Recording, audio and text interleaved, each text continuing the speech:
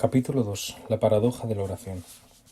Cuando queremos hablar de Dios o de lo que se relaciona íntimamente con Él, solo podemos hacerlo por medio de paradojas. La paradoja es la conexión dialéctica entre dos cosas aparentemente contradictorias. A partir de dos conceptos o dos hechos aparentemente irreconciliables, podemos llegar a percibir la existencia de una auténtica relación entre ellos. Algo así como el anverso y el reverso de una hoja de papel. No existe una hoja sin esas dos caras opuestas, la una a la otra.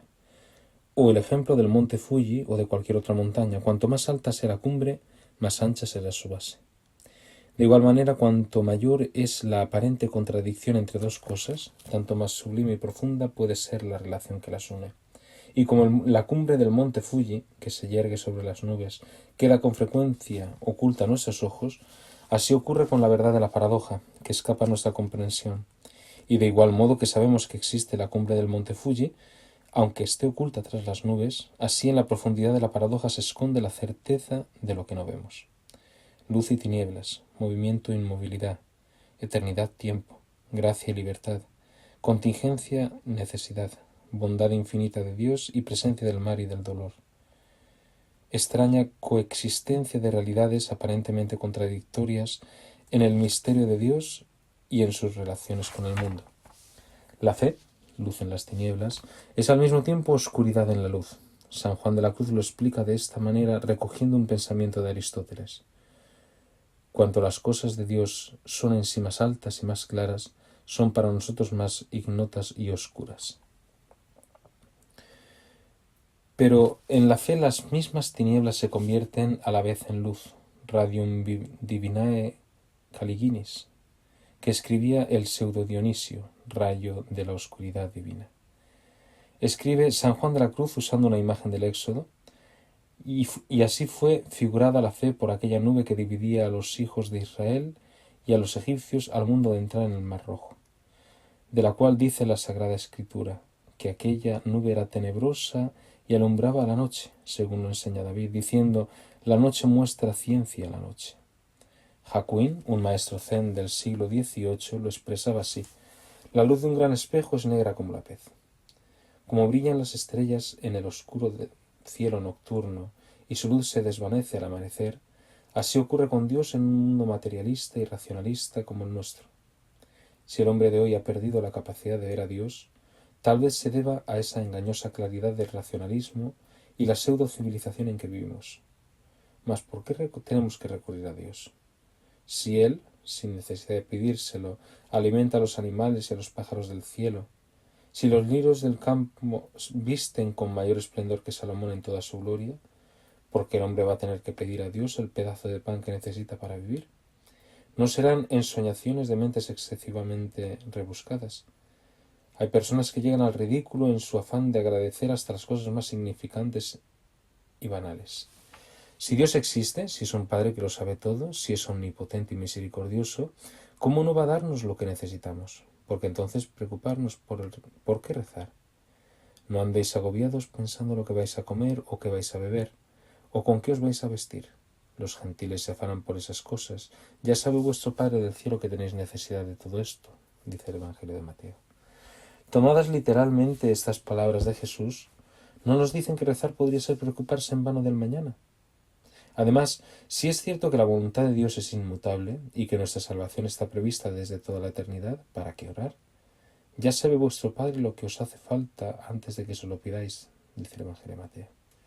Y en el Evangelio de San Juan, cuando estaba con ellos, yo guardaba en tu nombre a los que me diste y los custodiaba, y ninguno se perdió sin el hijo de la perdición, para que se cumpliera la Escritura en el Evangelio de Juan. ¿De qué sirven, pues, tantas devociones y prácticas ascéticas tan penosas? A no ser de que pensemos que nuestras súplicas pueden cambiar la voluntad de Dios.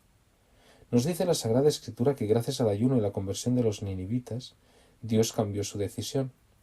Se compadeció y se arrepintió de la catástrofe con que los había amenazado a Nínive y no la ejecutó.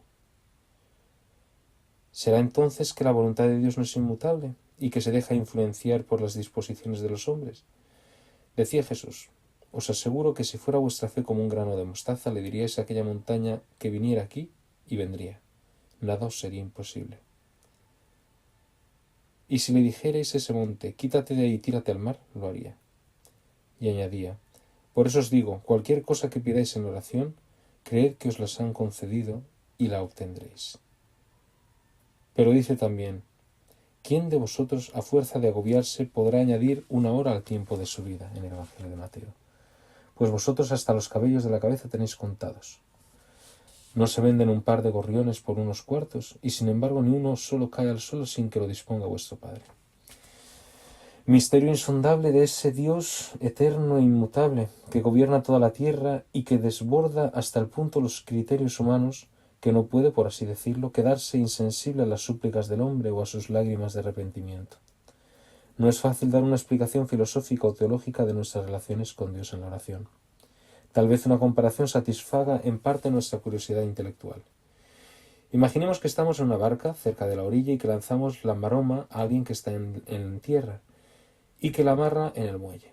Si vamos tirando de la cuerda, la barca se acercará poco a poco a la orilla y tendremos la impresión de que la tierra se acerca a nosotros. Sin embargo, la orilla está completamente inmóvil. Es la barca quien se mueve hacia ella. De igual manera, no son nuestras plegarias las que cambian la voluntad de Dios, sino que por ellas nos acercamos nosotros a Dios para que pueda cumplirse su voluntad en nosotros. En efecto, la auténtica oración no consiste en suplicar a Dios que escuche nuestras peticiones, sino en pedirle que se cumpla en nosotros su voluntad, seguros de que en ella se encuentra lo mejor que nosotros podemos desear. Si quieres, puedes curarme, en el Evangelio de Marcos. Mi oración no tiene la virtud de curarme.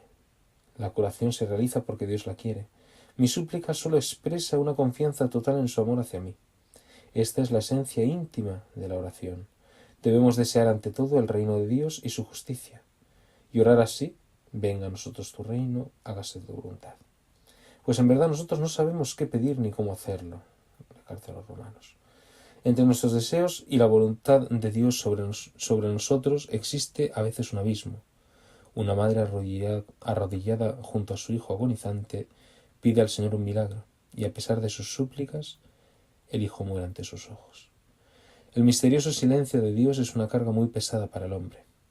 Padre mío, si es posible que se aleje de mí este cáliz, pero no se haga lo que yo quiero, sino lo que tú quieres, en el Evangelio de Mateo. Y mientras oraba, le bajaba hasta el suelo un sudor como de gotas de sangre, el Evangelio de Lucas. ¿Cómo fue escuchada la oración de Jesús? Todo está cumplido. Padre, en tus manos encomiendo mi espíritu. Luego, de sus labios surge un grito que conmueve a la tierra y parece contradecir su oración interior. Dios mío, ¿por qué me has abandonado? Cristo, que es Dios, abandonado por Dios. Esta agonía y muerte en la cruz y la resurrección gloriosa constituyen la paradoja más profunda y misteriosa de Cristo, hombre Dios. Y esta es la cúspide de esa otra paradoja que es la oración, la fe, el amor cristiano. Porque amar es vivir en Dios muriendo a uno mismo, porque creer es descubrir a Dios en la oscuridad de la inteligencia, porque orar es refrescarse en el oasis de Dios escondido en el desierto del alma. Si nuestra oración parece tener la fuerza de mover a Dios, no es porque pueda cambiar su voluntad eterna e inmutable. No, nuestra oración no hace cambiar a Dios, nos cambia a nosotros. Y cuando no son escuchadas nuestras súplicas, nuestra oración se hace semejante a la de Cristo en la cruz, morir a nosotros mismos y a través de la muerte con Él conseguir la gloria de resucitar también con Él. Por lo tanto, la oración no es un medio para escapar al dolor y al sufrimiento, es más bien pedir la fe necesaria para poder ver en la cruz la mano de Dios Padre y la fuerza suficiente para saber llevarla. El Señor me lo dio, el Señor me lo quitó. Bendito sea el nombre del Señor, dice Job. Yukichi Yagi, poeta cristiano japonés, canta: entro en el corazón de mi dolor y el dolor ya no existe. Ya solo queda una cosa: vivir. Cuando solo queda vivir, es que no queda ya ni el yo, aunque viva. Solo Dios vive en mí, yo he muerto. Estoy crucificado con Cristo, vivo yo, pero no soy yo, es Cristo quien vive en mí. La carta de los Gálatas. En esta perspectiva, la verdadera oración nada tiene que ver con supersticiones, horóscopos, oráculos, en una palabra, con toda esa serie de supercherías que bajo pretexto de oración o de conocer el destino han montado gente sin escrúpulos para sacar provecho de la debilidad y del dolor de los demás. No, la verdadera oración no es fanática ni interesada, ni es tampoco un signo de debilidad, como quería el fiero samurái Musashi Miyamoto. decía, es de cobarde rezar en el peligro. Es la pulsación de la vida divina que anima y tonifica a quien pone toda su confianza en Dios. Una pulsación secreta y poderosa del amor de Dios que se difunde desde siempre en todo lugar y que algún día unirá a todos aquellos que buscan la verdad. El silencio de Dharma, que durante 9 años permaneció sentado frente a una pared, ha sido la fuente de espiritualidad zen, una fuente que ha alimentado el corazón de millones de hombres durante más de 1500 años. La soledad de Cristo en el desierto, su ayuno durante 40 días y 40 noches, sus tentaciones, nos han señalado la fuente de la verdadera espiritualidad, la humildad del Dios hecho hombre que vence la tentación de soberbia del hombre que ansía llegar a ser Dios. Soledad de Cristo, silencio de Dharma. Así es en realidad a medida que la oración se va haciendo más auténtica. Las palabras desaparecen, o mejor, el silencio se hace palabra, la más elocuente de las palabras. El yo más profundo, inundado de amor, en silencio ante Dios. Nada hay que exprese mejor la verdadera oración, y si brotaran palabras, éstas deberían tener un solo objeto, nutrir el silencio amoroso y hacernos volver a él.